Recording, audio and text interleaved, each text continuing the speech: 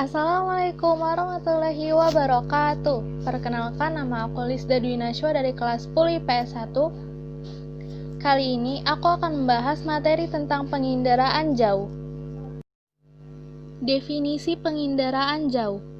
Penginderaan jauh atau biasa disingkat Inderaja merupakan seni teknologi untuk mendapatkan informasi mengenai suatu objek, daerah, atau gejala di permukaan bumi dengan menggunakan suatu alat tanpa kontak langsung dengan objek, daerah, atau gejala tersebut.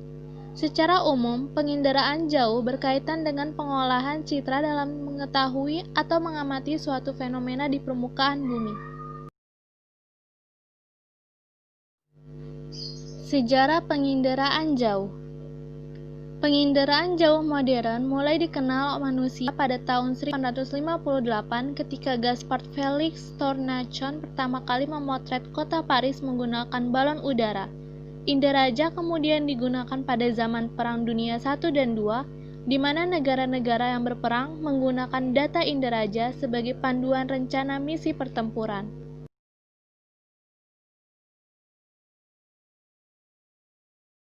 Sumber tenaga. Sumber tenaga utama pada inderaja merupakan radiasi sinar matahari. Namun, bila dilakukan pada malam hari, maka dibuat tenaga buatan atau dikenal dengan sebutan tenaga pulsar. Proses pada siang hari menggunakan sinar matahari disebut sistem pasif, sedangkan pada malam hari disebut sistem aktif. Proses perekaman objek melalui tenaga buatan harus memiliki tenaga berkecepatan tinggi karena pada saat pesawat bergerak, tenaga pulsar hasil pantauan objek harus direkam menggunakan alat sensor. Pantulan pulsar tegak lurus menghasilkan tenaga besar sehingga ronanya akan berwarna gelap, dan jika pantulan kecil maka ronanya akan berwarna cerah. Radiasi matahari ke segala arah akan terurai menjadi berbagai panjang gelombang, mulai gelombang unit terkecil atau pikometer sampai dengan unit terbesar atau kilometer.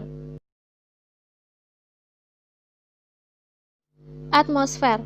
Atmosfer bersifat selektif terhadap panjang gelombang sehingga hanya sebagian kecil tenaga elektromagnetik dari radiasi sinar matahari ke bumi dan dimanfaatkan untuk inderaja. Tenaga berupa gelombang elektromagnetik dari radiasi matahari tersebut tidak mencapai permukaan bumi secara utuh. Gelombangnya mengalami hambatan atmosfer. Hambatan itu disebabkan penyerapan, pantulan, dan hamburan butir-butir di atmosfer seperti debu, uap, air, gas, karbon dioksida, dan ozon. Interaksi tenaga dan objek. Interaksi antara tenaga atau radiasi dengan objek di muka bumi dapat dikelompokkan menjadi 3 bentuk, meliputi absorption atau proses diserapnya tenaga oleh objek, transmission atau proses diteruskannya tenaga oleh objek, dan reflection atau proses dipantulkannya tenaga oleh objek. Interaksi antara tenaga atau energi dengan objek-objek di permukaan bumi akan menghasilkan pancaran sinyal dan pantulan bersifat sangat selektif.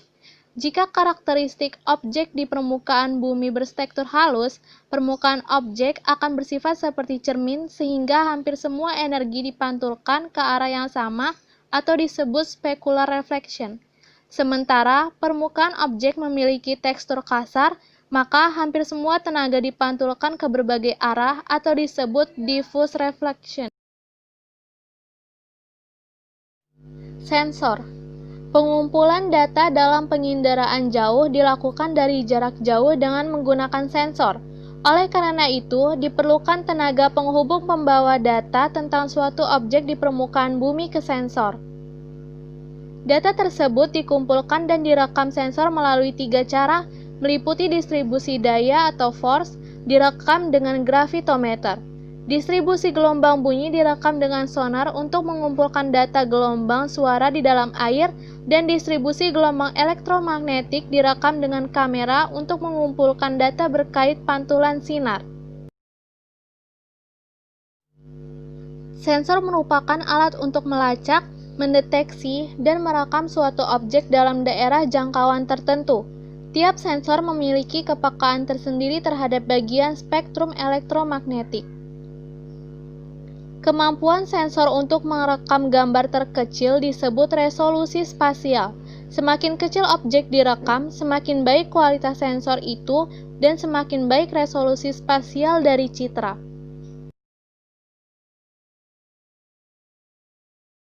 Tahapan sistem penginderaan jauh.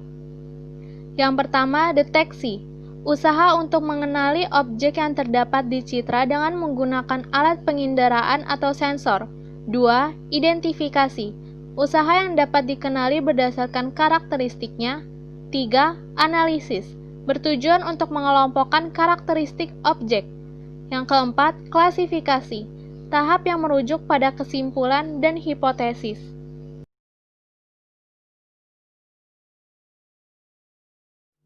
Keunggulan dari penginderaan jauh.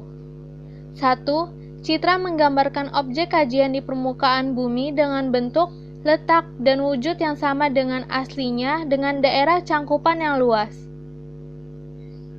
2. Dengan menggunakan alat stetoskop, objek pada citra dapat diamati secara 3 dimensi. 3. Objek yang sulit dijangkau oleh manusia dimungkinkan untuk dapat diperoleh dengan penginderaan jauh. 4. Waktu yang dibutuhkan relatif singkat.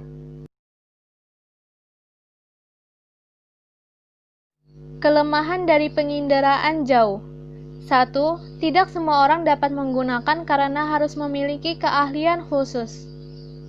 2. Alat yang digunakan mahal.